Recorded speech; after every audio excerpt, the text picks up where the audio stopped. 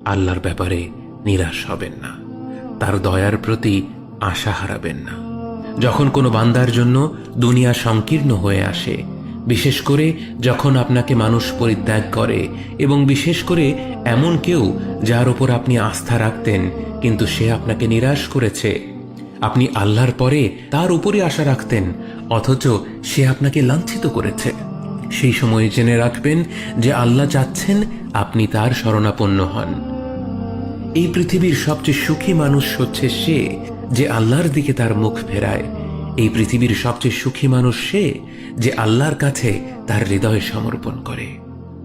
মনে রাখবেন যে আপনার একজন মালিক রয়েছেন যিনি আপনার প্রতি আপনার নিজের নফসের থেকেও দয়াবান, যিনি আপনাকে ভালোবাসেন এবং ভালোবাসেন যে আপনি তার কাছেই আশ্রয়ের জন্য ছুটে যান আর তাকেই আপনার দোয়ায় ডাকেন।